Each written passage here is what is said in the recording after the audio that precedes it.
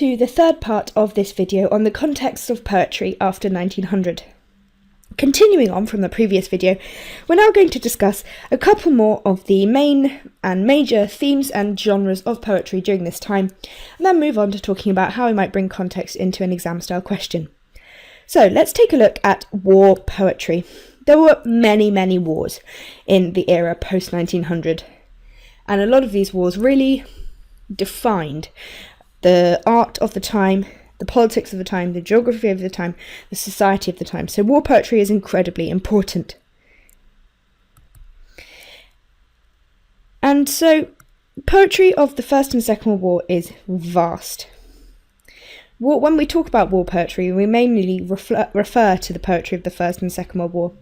There is obviously war poetry to do with the Spanish Civil War, the Cold War, and as we've talked about in Ireland, the Troubles, and many other conflicts during this time. But when we talk about war poetry, we're mainly referring to First and Second World War poetry.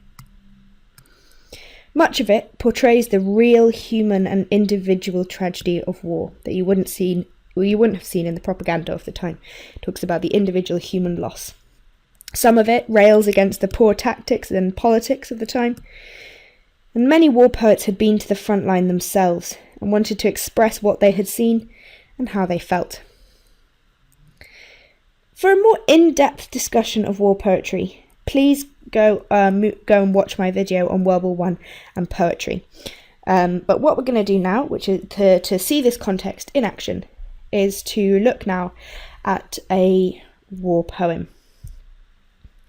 This poem, Vergishmane, I can't pronounce it.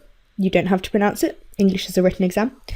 This is a German word which means forget-me-not, and the poem is by Keith Douglas, who was a poet as well as a soldier, and he actually died in 1944 during World War II.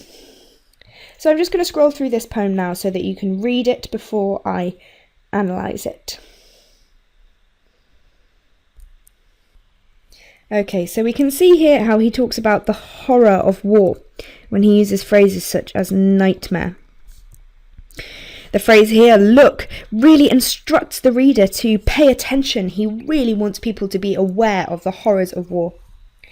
And this poem is very interesting because it talks about the enemy. It talks about German soldiers. And here he's talking about a photo of a dead German soldier's lover, which actually presents the enemy as human, as capable of having relationships, and what a lot of the propaganda. Hey guys, I hope you enjoyed the video. If you're looking for an amazing A-level English literature resource, join me today in my series of engaging bite-sized video tutorials. Together we will concisely cover all the important concepts required by your exam board specification, as well as practically apply what we have learnt through exam-style questions, focusing on how best to structure your answers in order to maximise marks. See you soon, and together let's make A-level English literature a walk in the park.